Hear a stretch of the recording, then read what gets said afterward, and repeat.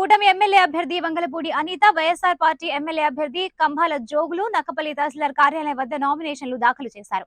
ఉమ్మడి కూటమి అభ్యర్థి వంగలపూడి అనిత అడ్డ రోడ్ నుంచి వైఎస్ఆర్సీపీ అభ్యర్థి కంభాల జోగులు నక్కపల్లి నుంచి భారీ ఊరేగింపుతో కార్యకర్తలు, నాయకులు, కార్యకర్తల జన సమూహంతో ఇరు పార్టీల అభ్యర్థులు నక్కపల్లి తహసీల్దార్ కార్యాలయానికి తరలివచ్చారు.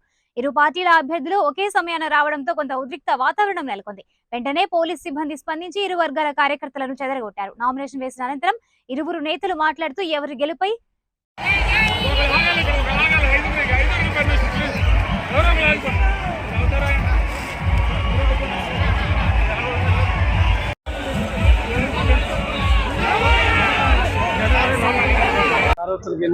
నామినేషన్ వేయడం జరిగింది. ఈరోజు భారీగా వైఎస్ఆర్ పార్టీ తరఫున తరలి వచ్చి విశేష జనవాహినితో ఈరోజు నక్కపల్లి ఎంఆర్ ఆఫీస్లో మేమందరం కలిపి నామినేషన్ వేశాం. ఈరోజు చూస్తుంటే ప్రజలు బ్రహ్మరథం పడుతున్నారు. అంటే మన గౌరవ ముఖ్యమంత్రి వైఎస్ఆర్ పార్టీ అధ్యక్షులు శ్రీ వైఎస్ జగన్మోహన్ రెడ్డి గారి పాలన పట్ల ప్రజలందరూ కూడా చాలా సంతోషంగా ఉన్నారు. వారి సుపరిపాలనకి మరలా ముఖ్యమంత్రిగా జగన్మోహన్ రెడ్డి గారే కావాలని ప్రజలు కోరుకుంటున్నారు. ఎందుకంటే ఆయన ముఖ్యమంత్రి అయినప్పటి నుంచి మొట్టమొదటి సంతకం మరి పెన్షన్ పెంచుతూ ఆయన సంతకం పెడుతూ అదేవిధంగా పెన్షన్ పెంచారు. మరి మేనిఫెస్టోలో 99% పూర్తి చేసిన వ్యక్తి భారతదేశంలో ఒక జగన్మోహన్ రెడ్డి గారే. ఈరోజు ఈ రాష్ట్రానికి ముఖ్యంగా విద్య, వైద్యం, వ్యవసాయం, సంక్షేమం మరి ఏ రాష్ట్రం లేని విధంగా ఇంతవరకు ఏ ముఖ్యమంత్రి చేయని పరిపాలన మరి చిన్న వయసులోనే ఉన్న జగన్మోహన్ రెడ్డి ఒకేసారి ముఖ్యమంత్రి అయినా ఈ 5 ఏళ్లలో మరి ఆంధ్రప్రదేశ్ అంటే ఏంటో ప్రపంచానికి తెలిసేటట్టుగా ఆయన పరిపాలన చేశారు. అందుకే ప్రజలందరూ కూడా జగన్మోహన్ రెడ్డి గారు వంక చూస్తున్నారు.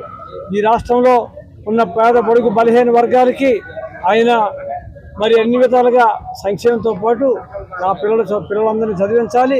ఈ వైద్య ఆరోగ్య శాఖలో ప్రజలందరూ కూడా ఆరోగ్యంగా ఉండాలని ఆయన ఆలోచన. అలాగే ఎవరు కూడా ఆకంఠ ఉండకూడదని మరి సంక్షేమ పథకాలతో ఈరోజు పేద, పొడుగు, బలహీన వర్గాలు ఆదుకుంటున్న గొప్ప వ్యక్తి. ఈరోజు ఒక రాజ్యాంగబద్ధమైన పరిపాలన జరుగుతుంది. ఎందుకంటే డాక్టర్ బాబాసాహెబ్ రాసిన రాజ్యాంగం ప్రకారంగా పరిపాలన జరిగేది. ఈరోజు భారతదేశంలో ఇంతవరకు ఏ ముఖ్యమంత్రి చేయలేదు, ఒక జగన్మోహన్ రెడ్డి గారు చేశారు.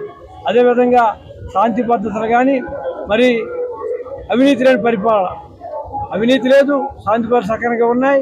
అదేవిధంగా పేద, బడుగు, బలహీన వర్గాలు అందరూ కూడా కడుపు నిండా భోజనం చేస్తున్నారు. అందరినీ చదివించే బాధ్యత ఆయన తీసుకున్నారు. నాడు నేడు పేరుతో స్కూల్ అందంగా తయారు చేశారు. అదేవిధంగా వైద్యారోగ్య శాఖలో హాస్పిటల్ బాగా తయారు చేశారు. వేలాది ఉద్యోగాలు తీసి వైద్యారోగ్య శాఖని ఎక్కడ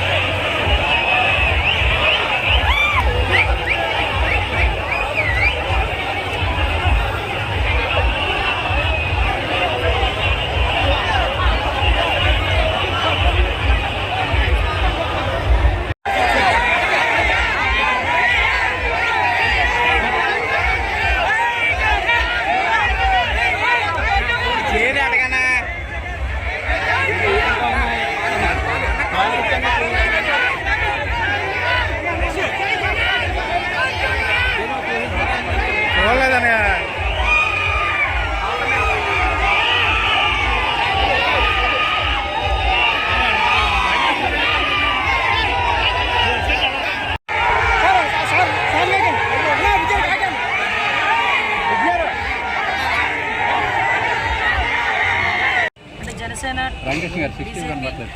టీడీపీ కలిసి ఈరోజు కూటమిగా వెళ్ళి నామినేషన్ వేయడం జరిగింది. ఈరోజు నామినేషన్ వేయడానికి ముందే మేము పర్మిషన్స్ పెట్టున్నాము. పర్మిషన్స్ పెట్టేటప్పుడు కూడా పోలీస్ డిపార్ట్మెంట్ వాళ్ళు చాలా క్లియర్గా చెప్పారు.